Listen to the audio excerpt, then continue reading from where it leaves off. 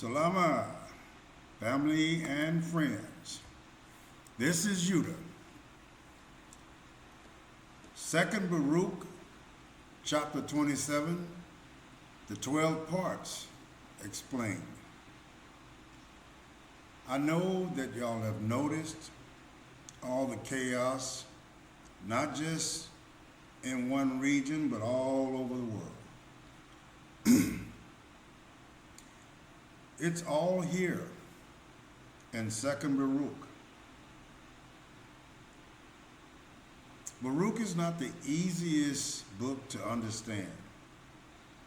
So I put some time in to break it down to bite-sized pieces.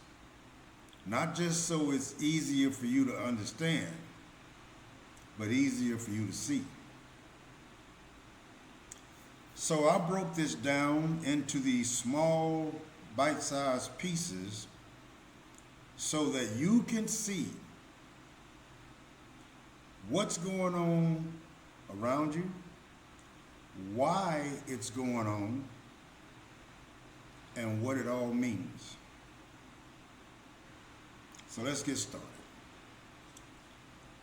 Chaos around the world is currently manifesting in various forms, including armed conflicts in regions like Gaza, Sudan, and Myanmar. It's widespread gang violence in Haiti, and a general sense of global instability driven by Yah. Economic crisis and geopolitical tensions. These issues are interconnected with events like rising food prices. I want y'all to stay with me and listen carefully because you will be able to relate, I promise you. Rising food prices, supply chain disruptions, and the increasing impacts of climate change exacerbating existing crises and creating a complex, unpredictable global landscape. This is the Creator making good on his promises. Baruch chapter 27 outlines a prophetic vision of the end times, divided into 12 parts, distinct phases of escalating turmoil, culminating in global confusion and spiritual blindness. So here's my breakdown on the chapters, structure, and the meaning. The 12 parts of the end time sequence. Baruch receives a revelation from Yah that time will be divided into 12 parts, each part representing a phase in the unfolding of the final days. These parts are not strictly chronological, but symbolic of intensifying global and spiritual conditions. Number one, beginning of commotions, social unrest, and destabilization. Number two, slaughtering of the great. This is the death of prominent leaders and figures. Number three, fall of many into death. Widespread mortality rates, possibly through war or plague or both. The drawing of the sword. The militarization of conflict. Number five, famine and withholding of rain, ecological collapse, and food scarcity. Number six, earthquakes and terrors, natural disasters, and widespread fear. Number seven, this one I had a little trouble with because it's not listed in some versions and I couldn't find it, but my guess is it's possibly a scribal omission or symbolic silence. I'm still working on that. Number 8, multitude of ghosts, yeah, you heard me, and appearances of demons. Yes, for all of you who didn't think they are real, yeah, they are real. This is a spiritual warfare, spiritual disturbances, and demonic manifestations. Number 9, fall of fire, destructive fire, possibly divine judgment or nuclear warfare. Number 10, rape and much violence, moral collapse and societal brutality. Number 11, injustice and unchastity, legal corruption, and sexual immorality. Number 12, disorder and mixture of all previous woes, a chaotic blend of all the priors and affliction that I just mentioned. So here's the spiritual insight and the confusion. As it mentions in verse 13 and 14 of Baruch, it explains that these parts will be mixed. Have y'all noticed the strange weather phenomenon? These parts will be mixed. There will be nothing normal about the storms that we witness today. They will be mixed one with another, and they will minister to each other. This means the events won't be neatly separated, but will overlap and intensify each other. That's a terrible thing. Verse 15 warns that those who live on earth in those days will not understand that this is the end of times. The confusion and blending of events will obscure the prophetic timeline, making discernment difficult for the masses. So based on the 12 tribe parts sequenced in 2 Baruch chapter 27, many restorationists such as myself and prophetic observers would say that we are indeed witnessing overlapping signs that mirror these prophetic markers. Let's walk through a few of them in light of current global conditions. Mapping the 12 parts to our time. Modern parallels. Number 1, the commotion begins. This is uprising, unrest, and instability, global protests, political polarization, economic uncertainty. Number 2, slaughter of the great. These are the deaths of great leaders or prominent figures, assassinations, mysterious deaths, leadership crisis. And number 3, many falls into death, mass casualties, pandemics, wars, famine, and mass migration. Now the sword comes. Number 4, war and militarization, ongoing conflicts like Ukraine, Gaza, and the Sahel states, arms races. Number 5, famine and drought, food insecurity and climate disruption, such as in East Africa droughts, global flood shortages, supply chain collapses. Number 6, earthquakes and terrors, natural disasters, so they call them, and fear. Earthquakes, floods, wildfires, and and global anxiety. And again, number 7 is omitted, and it's probably hidden. So let's go to number 8. Well, let me just read number 7. This is the little bit that I could find. And this is my best guess. Possibly a silent or spiritual phase. It could signify unseen warfare or even spiritual deception.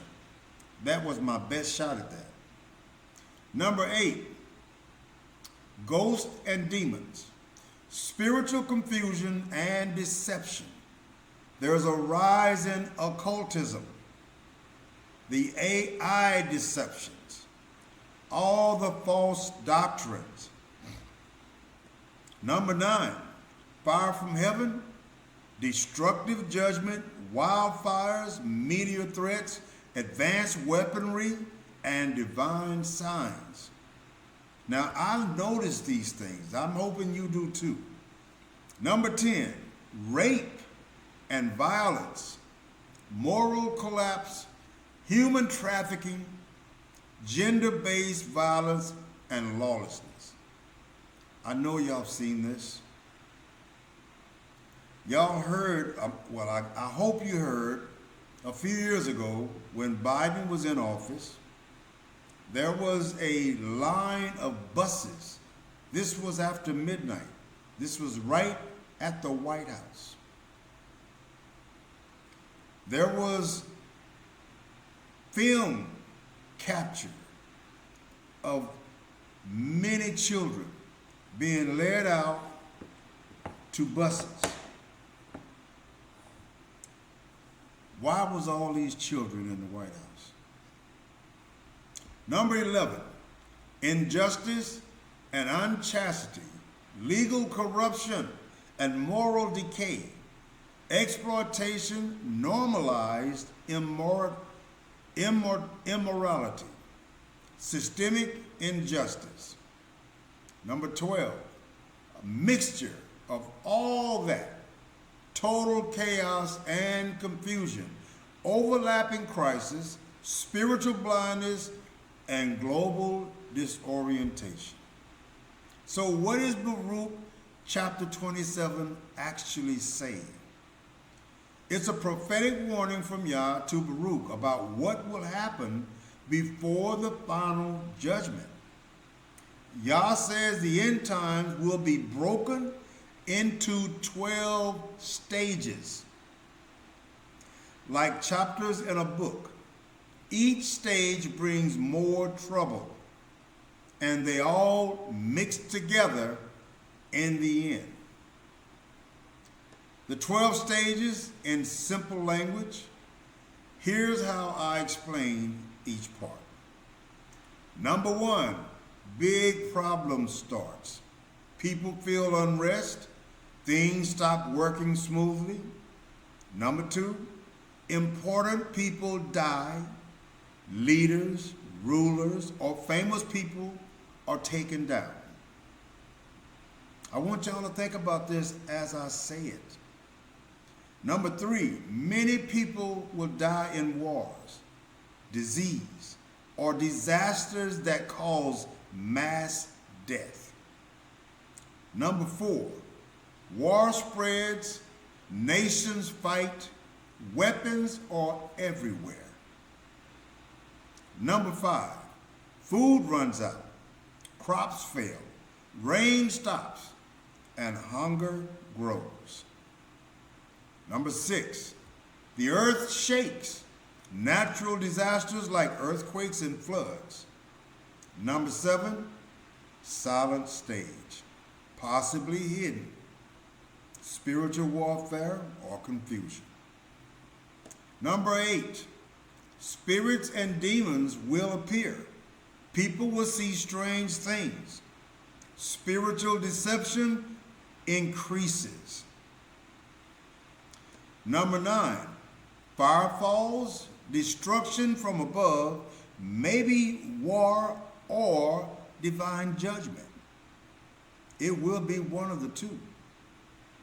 Number 10, violence and abuse. society breaks down. People begin to hurt each other. Number 11, corruption and sexual sin.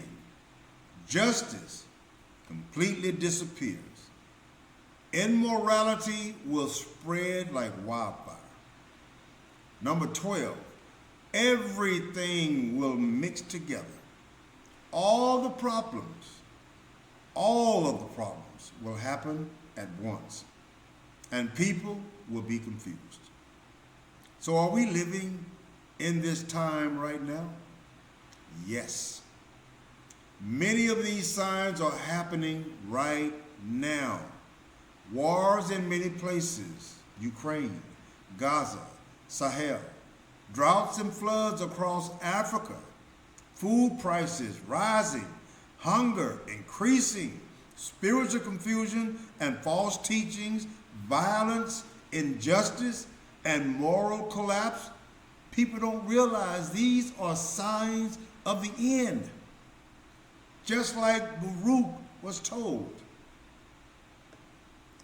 Other Torah books that matches these prophecies. Deuteronomy is the best match. It's Moses warning the people, if you break the covenant, these curses will come. It talks about sickness, war, and exile, land drying up and being stolen, people losing their identity, but also hope for restoration if we return to Yah and keep his commandments. Several Torah passages offer prophetic and moral frameworks that resonate with today's global unrest, deception, and remnant awakening. Below are key scriptures that align with current world events, especially through a restorationist lens. Torah scriptures reflecting today's world events, Deuteronomy chapter 28. Let's go look at Deuteronomy chapter 28.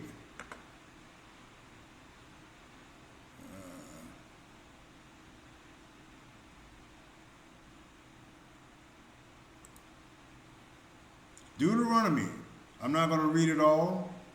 I just want you to get a general idea. Most of you are familiar with it. A general idea of what's going on in Deuteronomy chapter 28. If you fully obey the Creator and carefully follow all his commandments that I give you today, the Creator will set you high above all the nations on earth. All these blessings will come on you and accompany you if you obey your Creator. I don't have to read any further than that.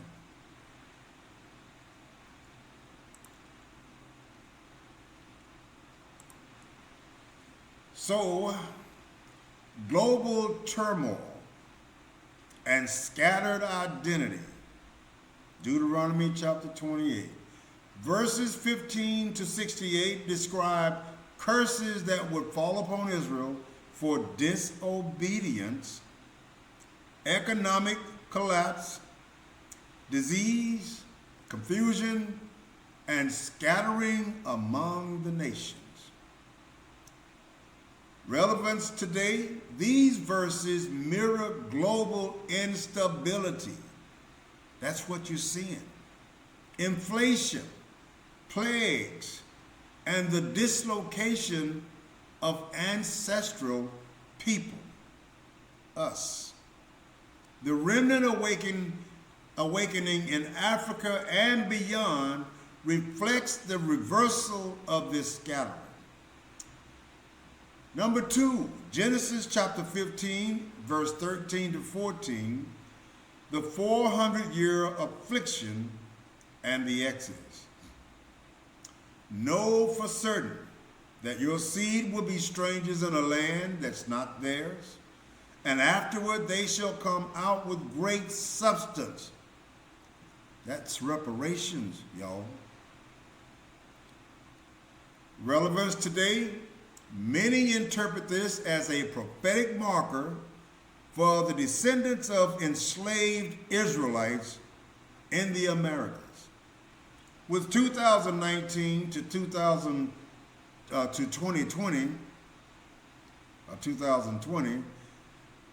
marking, that should have been 1619. Let me correct that. With 1619 to 2019, I don't know why I put that 2020, marking the 400-year threshold. The rise in repatriation to Africa, y'all pay attention now. The rise in repatriation to Africa, y'all don't see that happening? Do y'all know how many of our people are coming to the continent this very day? Every part of Africa is not a good part of Africa. Let me get that in right now. Just going anywhere in Africa is not going to be good enough. You need to map out ancestral strategic locations. I've done that. This marks the 400-year threshold. The rise in repatriation to Africa and covenant restoration echoes this Exodus pattern. Number 3, Deuteronomy chapter 30, verse 1 to 5, the regathering from all the nations. If you return, then Yah will bring you back from your captivity, and he will gather you from all the nations.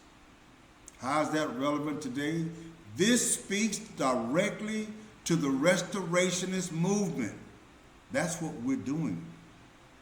We are restorationists, where scattered Israelites are awakening and returning to ancestral lands, especially in Africa. Number 4, Leviticus chapter 26, verse 33 to 39. Desolation and remnant survival. I will scatter you among the nations. Your land shall be desolate. But if they confess their iniquity, then I will remember my covenant. How is that relevant today? This passage reflects both the desolation of imperial systems and the survival of a remnant who returns to covenant alignment. Number 5, Isaiah chapter 5 and verse 20. This is a prophetic echo. Moral inversion. Woe to those who call evil good and good evil, who put darkness for light and light for darkness. Let me break this down for you real quick. Those of you who still believe Sabbath is sundown darkness to sundown darkness, you have switched the darkness in place of the light. Who put darkness for light and light for darkness? How is that relevant today? Though from the prophets, this verse aligns with Torah themes and describes the moral confusion rampant in global media, politics, and theology. What are the implications? Strategic sanctuary mapping in Africa aligns with Deuteronomy chapter 30. It aligns with Deuteronomy 30's call to return. Return where? In Africa. To rebuild. and clear examples of Second Baruch prophecies. Each of these global atrocities echoes patterns and warnings embedded in Torah, both as prophetic signals, as covenant diagnostics. Here's a restorationist mapping that connects each crisis to Torah principles, judgments, and ancestral frameworks. My restorationist Torah mapping of global atrocities. This is in November 2025. Gaza, humanitarian catastrophe. Torah lens, Genesis chapter 25, verse 27, Obadiah, and Numbers 24, verse 17 to 19. Connection, the conflict between Jacob and Esau, Israel and Edom, plays out geopolitically. Gaza's suffering reflects Edom's rage against Jacob's inheritance. This is why they hate you. Torah warns of Esau's perpetual hostility and the need for remnant discernment in times of siege. Restorationist insight, the remnant must not confuse imperial Zionism with covenant restoration. Gaza's cry is ancestral, not political. Number two, Sudan's civil war and Darfur ethnic cleansing. Torah lens, Deuteronomy chapter 28, verse 49 to 57, Isaiah chapter 18, and Ezekiel chapter 30. What's the connection? Sudan sits within Cushite territory.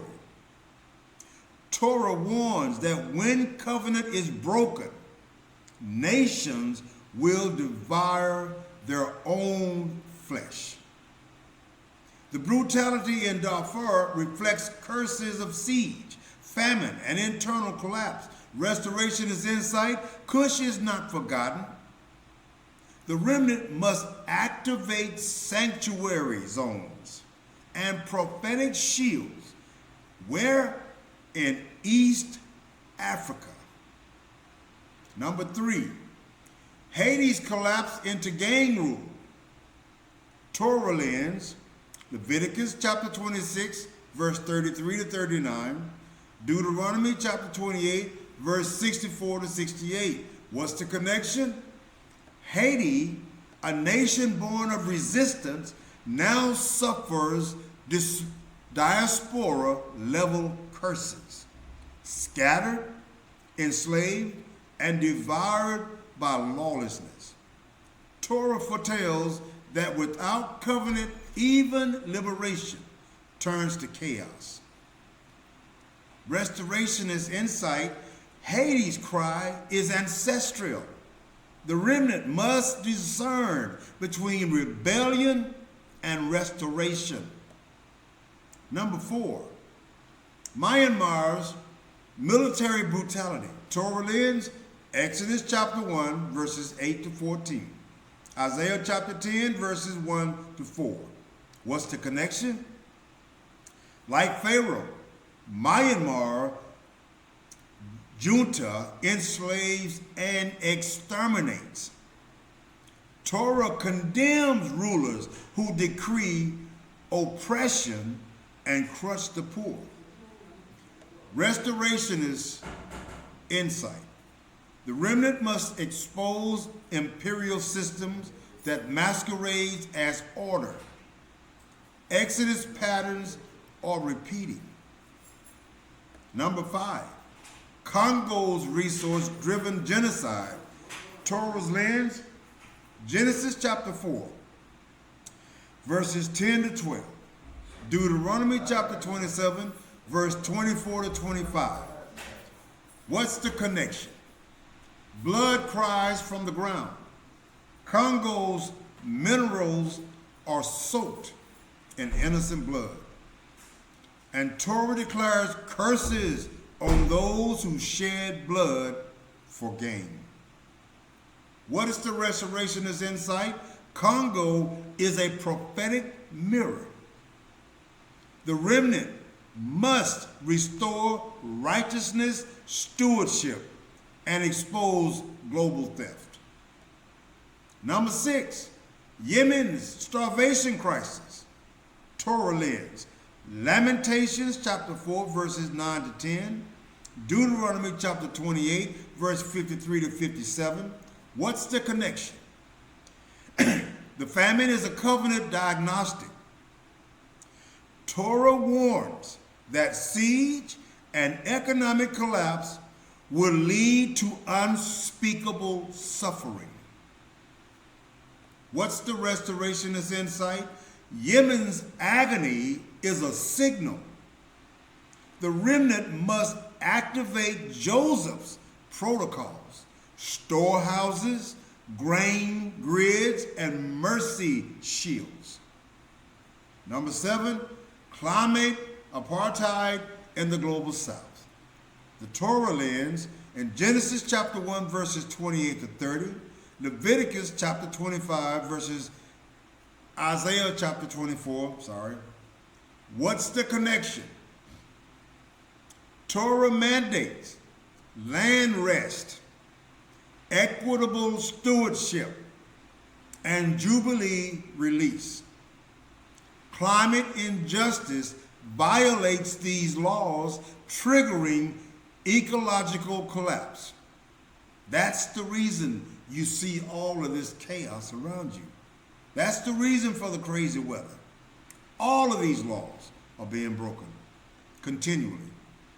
Restoration insight. The remnant must restore land protocols, water grids, and ancestral stewardship. Babylon's greed is judged through the land. So what does all this mean? This declaration is a restorationist call to action, rich with ancestral urgency and prophetic clarity. Here's my breakdown.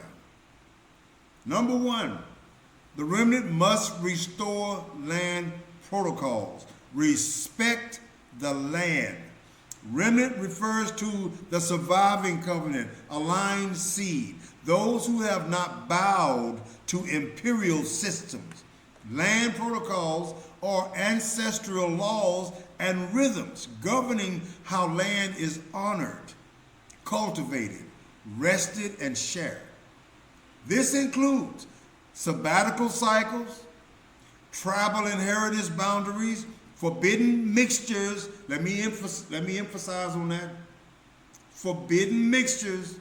You don't mix seeds. You don't mix apple with orange. You don't mix animals. You don't breed a goat with a sheep.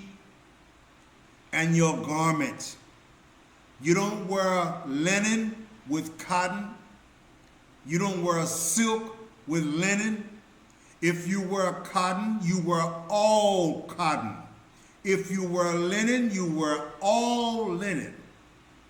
And so forth and so forth. You must understand that. You cannot mix your fabrics. That includes your sheets, your pillowcases. If you got a silk sheet on your bed, you better have a silk pillowcase. Justice gates at the land level, gleaning laws, protection of the poor. Restoration means stripping away colonial land ownership models and reactivating Torah-rooted stewardship. Number 2, water grids. Water is not just a resource. It's a covenant witness. Water grids refer to ancestral sourcing, springs, rain cycles, living water. Strategic mapping of aquifers, rivers, and rainfall patterns for remnant survival, protocols for purity, flow, and communal access. Remember Miriam's well? Remember Ezekiel's Temple River? Go look it up. Babylon privatizes and poisons water. The remnant must decentralize and sanctify it. Number 3, an ancestral stewardship. This is the umbrella principle, returning to the original mandate given to Adam, then to Noah, then to Abraham, and finally to Jacob. And it includes resource guardianship, intergenerational transfer of wisdom. That means teach your young. You pass wisdom down through the generations. Communal accountability, tribal roles in the land, livestock, and justice. Stewardship is not ownership. It's covenant alignment with creation. Babylon's greed is judged through the land. This is a prophetic indictment.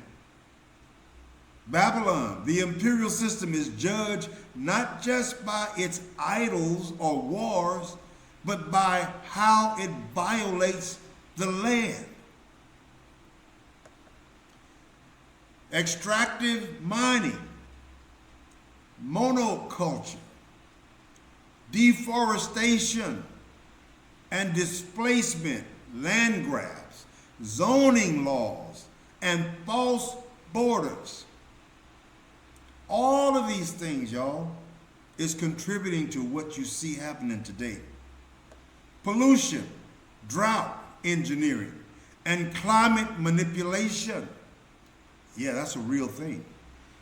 Judgment through the land means famine, floods, earthquakes, and ecological collapse are not random.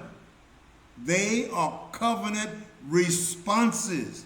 These things are responding to the violation of the land.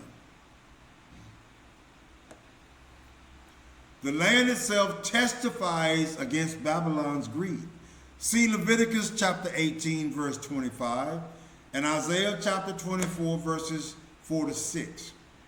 Isaiah 24, verse 4 to 6 explain.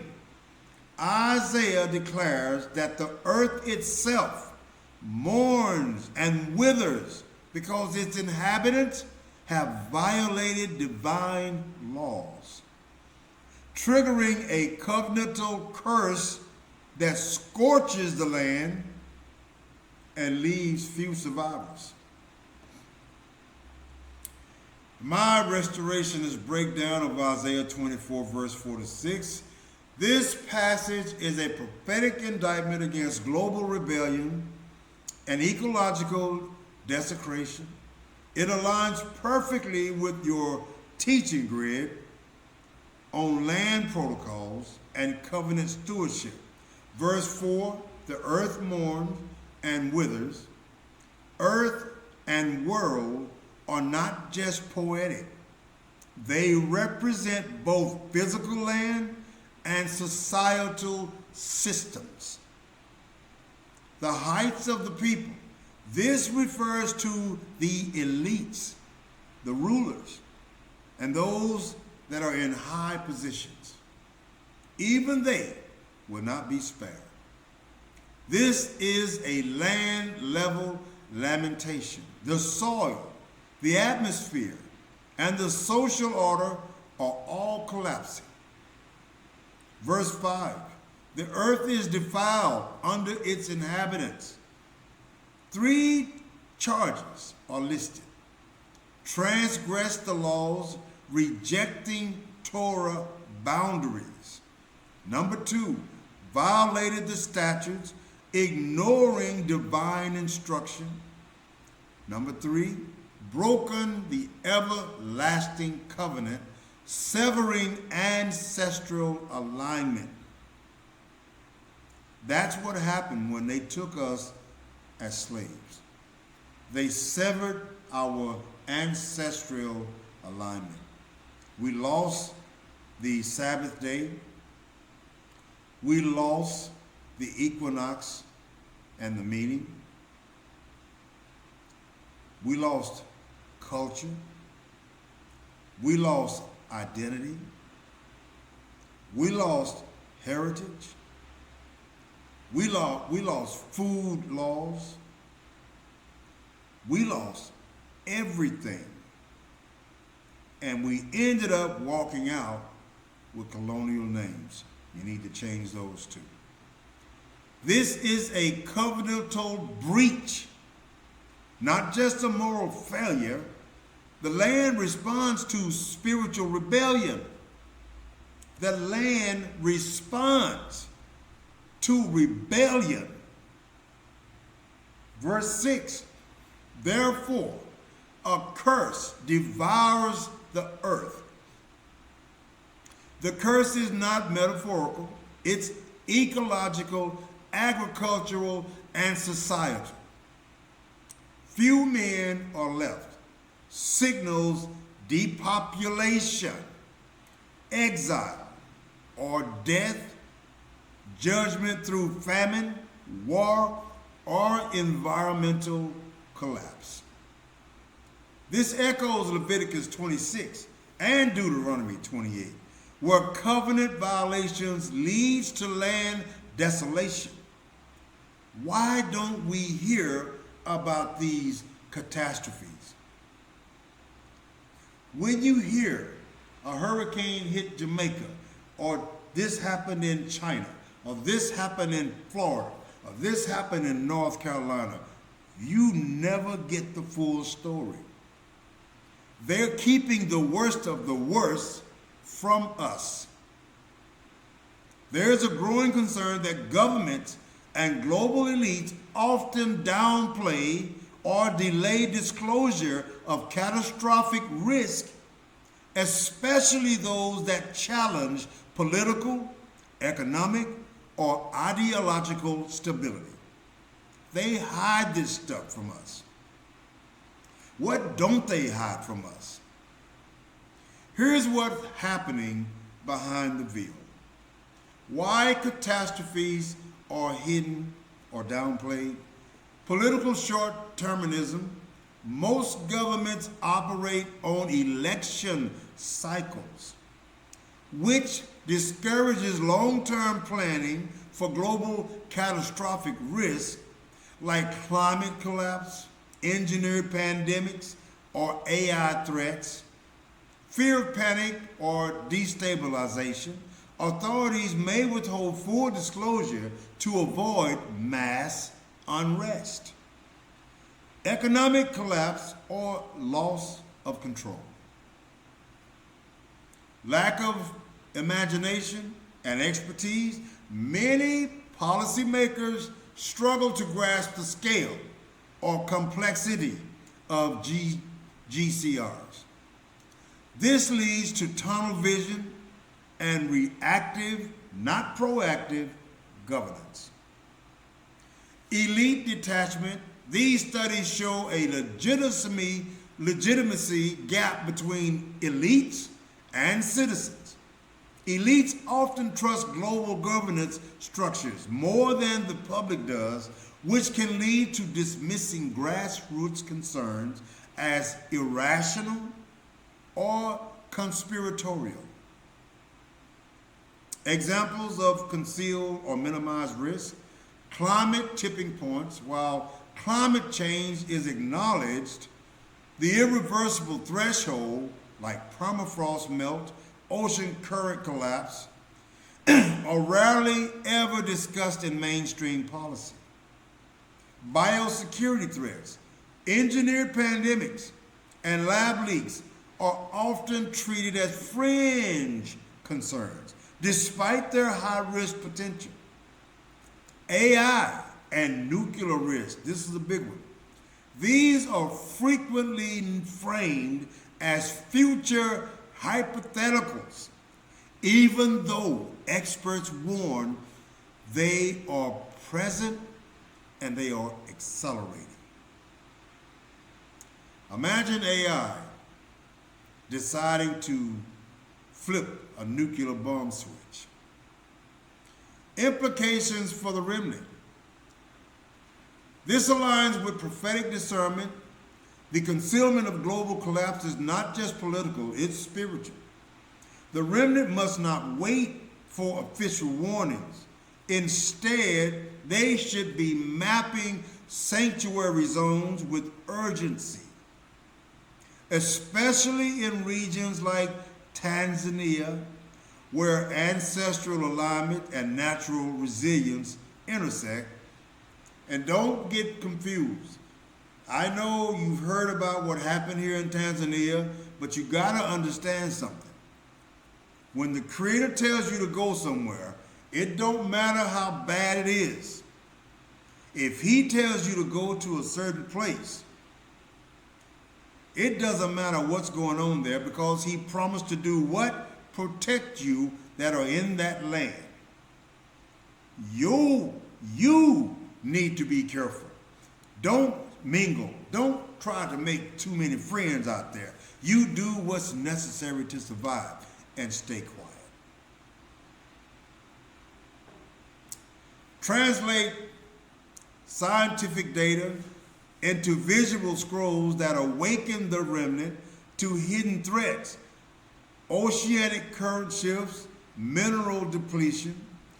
Equip households with protocols for food, water, and relational unity, because the collapse is not just external, it's also internal.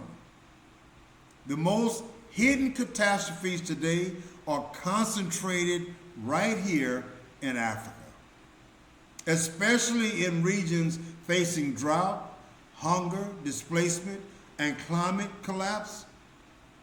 These crises affect tens of millions, but receive minimal global attention. So here's a breakdown of the most unreported,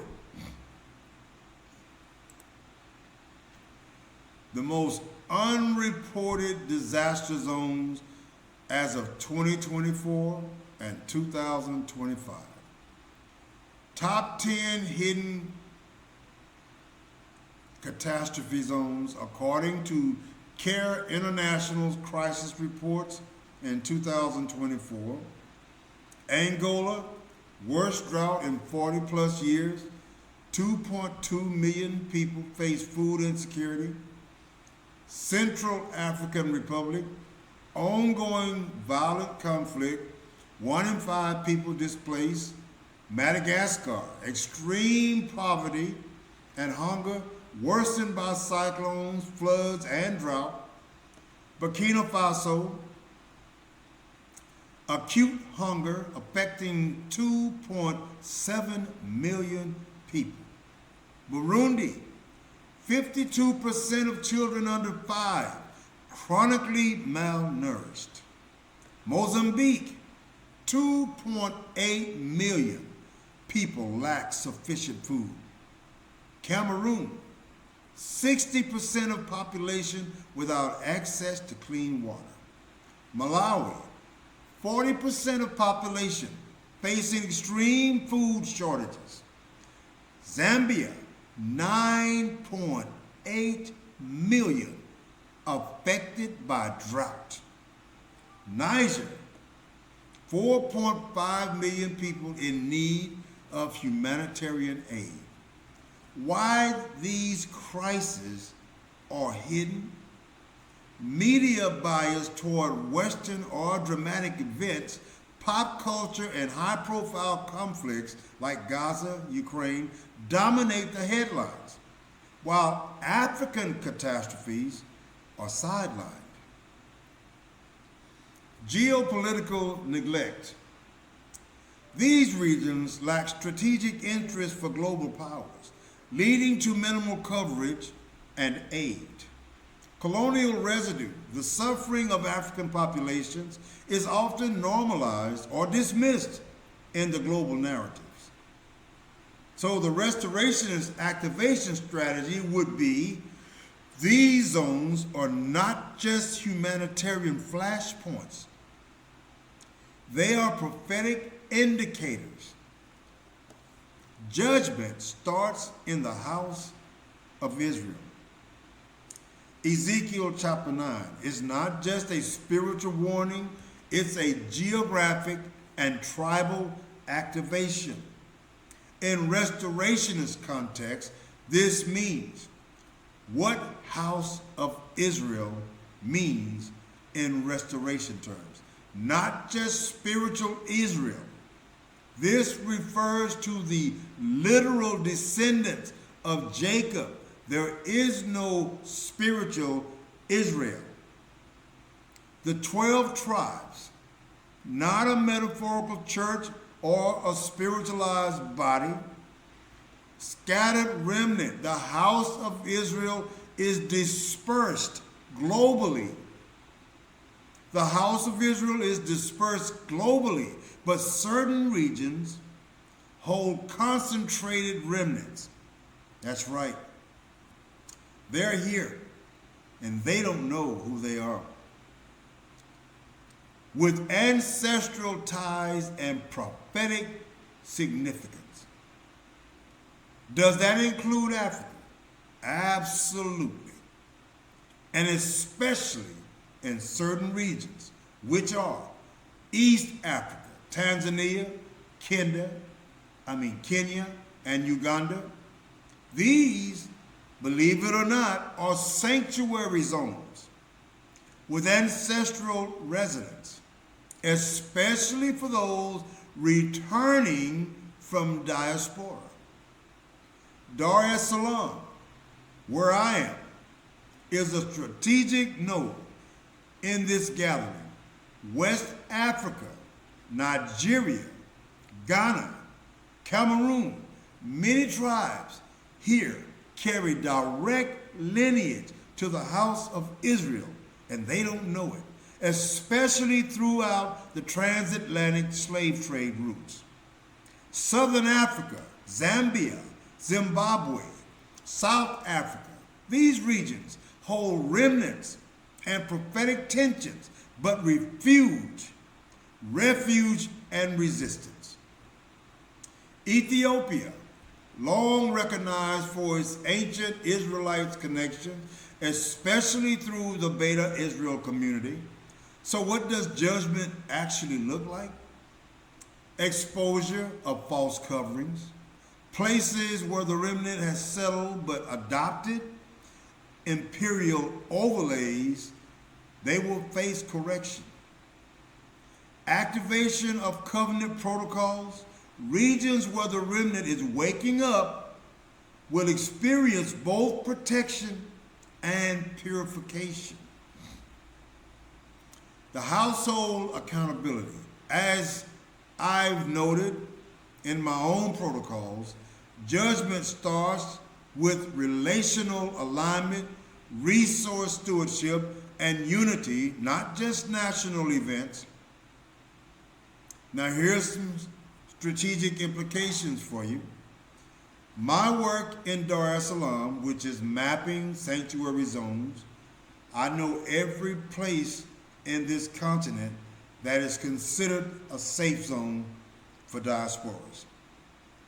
Building visual scrolls, like you see right here, and activating remnant clarity, like I'm doing right now, is part of this judgment sequence. It's not punishment, it's purification. And it starts with those who know, not those who are ignorant. Now, the gathering. There is no spiritual Israel. Israel is Israel, period. Israel is a bloodline. Descendants of Jacob renamed Israel, though 12 tribe lines, through the 12 tribal lines, covenant is inherited. The covenant that was given to Israel is inherited. Covenant passed through seed, not belief system. Judgment is tribal. It begins with those who carry the covenant, not with outsiders and not with empires. So where is the house of Israel today? Scattered by design through captivity, exile, and colonial dispersion, concentrated in key regions, West Africa, Yoruba, Igbo, Ashanti. Many carry tribal markers.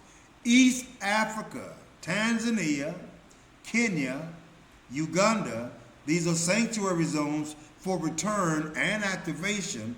You just got to be careful. Southern Africa, remnant pockets with prophetic tension, diaspora zones, Americas, Caribbean, Europe, remnants under imperial system. What does judgment begins actually mean? Accountability before activation. Those who know must walk in covenant or face correction. Household first. Before nations are judged, the remnant must align in unity. You hear that? Before nations can be judged, we must align in unity, stewardship, and clarity. Geographic consequence. Regions with high remnant density will experience both purification and protection. So what is the trigger for the gathering? How do you know when you're gathered? Because a lot of people expect for the Creator himself to come down and swoop them up. That's not going to happen. But I'm going to tell you how it's going to happen. The chaos that we see today is not random.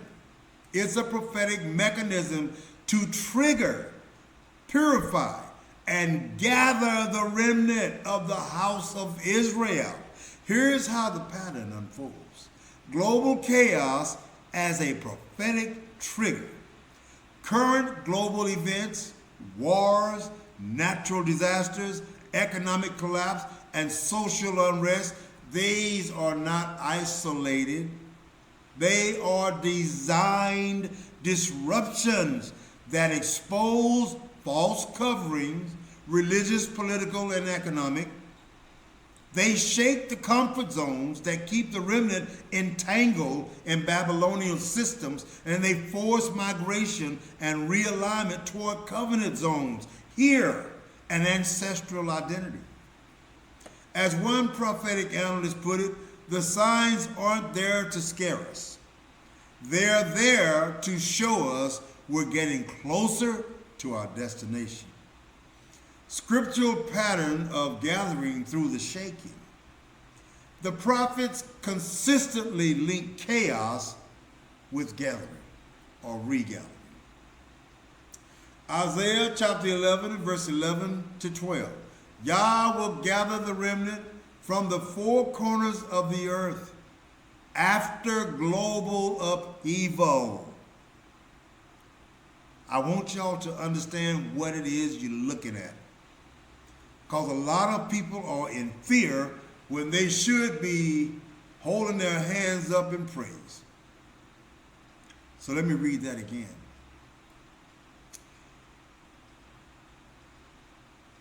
Isaiah chapter 11, verse 11 to 12, Yah will gather the remnant from the four corners of the earth after global upheaval, chaos. So you see, we got to see this. We got to witness this. We got to go through this. We don't have to be in it, but we're going to see it. You're looking at it right now. Ezekiel chapter 20, verses 33 to 38. He gathers Israel with fury poured out. I mispronounced that word. He gathers Israel with fury poured out. Listen.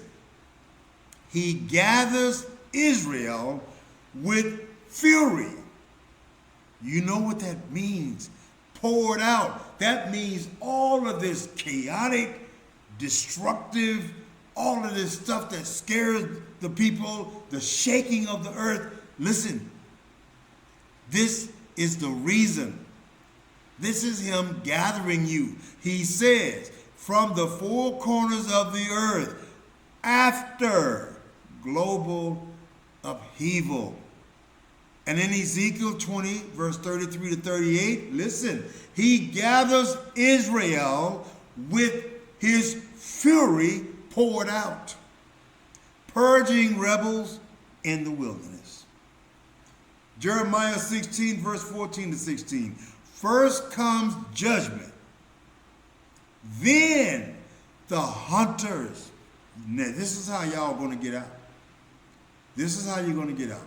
First come judgment. This is Jeremiah chapter 16, verse 14 to 16. First comes judgment, then the hunters and fishers to regather the scattered.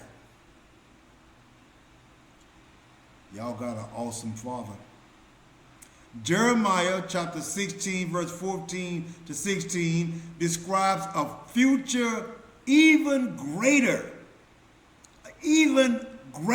act of deliverance where the Creator will bring the Israelites back from exile in a way that will overshadow the original Exodus from Egypt.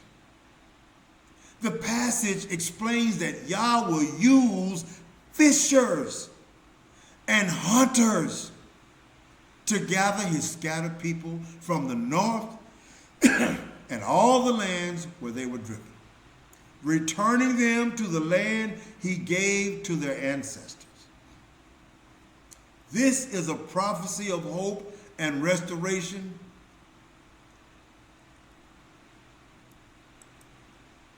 This is I lost my spot.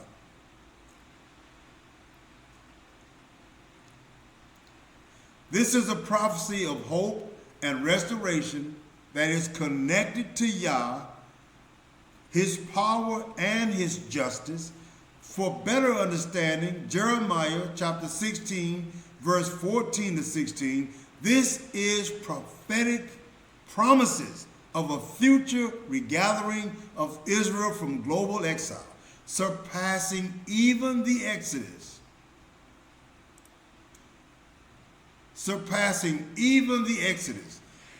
From Egypt in significance. It also introduces a hunting phase. Now listen up.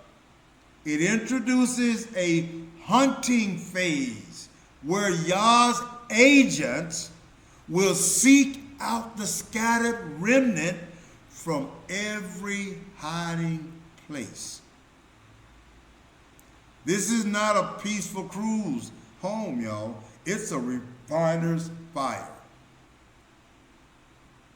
Modern events aligning with prophetic gathering, recent global developments echo this.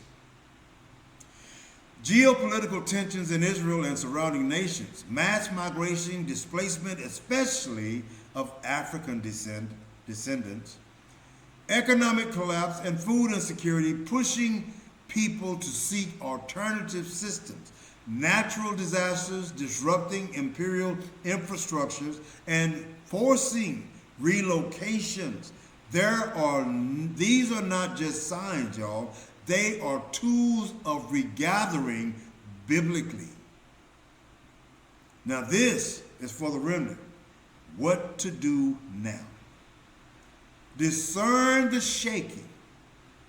Don't trip out with these earthquakes. If you keep yourself grounded in the laws, statutes, and commandments, you obey these laws, statutes, and commandments, you can watch all this happen like watching a movie from your living room couch. Not all chaos is judgment. Some of it is invitation. We should be mapping sanctuary zones as we're doing in Tanzania. That's what we're doing here. I have them mapped out. identify where the remnant is being drawn, build scrolls of clarity, help others interpret the chaos through covenant lenses, activate household protocols. Judgment begins at home. Unity, stewardship, and alignment are non-negotiable. Everything will be rooted in ancestral clarity, covenant alignment, and restoration is framing. Let's revisit the phrase. Discern the shaking. Not all chaos is judgment. Some of the chaos is actually an invitation. This is a prophetic calibration tool. It teaches the remnant to interpret disruption with precision, not fear. Strategic meaning is to discern the shaking. Not every earthquake, famine, or relational rupture is punishment.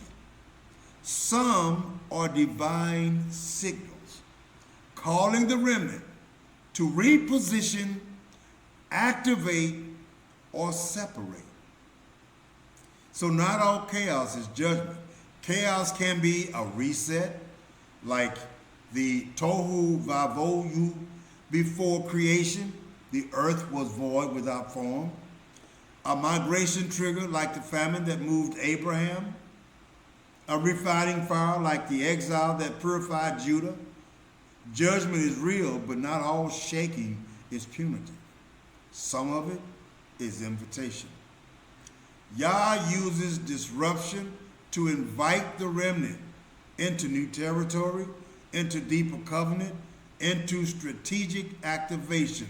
So yes, 2 Baruch chapter 27 provides prophetic architecture behind the shaking chaos and regathering themes I've been teaching for the longest. It outlines 12 phases of global disruption, each carrying both judgment and invitation, confirming that not all chaos is punitive. Some is strategic activation for the remnant. Restoration is breakdown of 2 Baruch chapter 27. This chapter is a divine blueprint.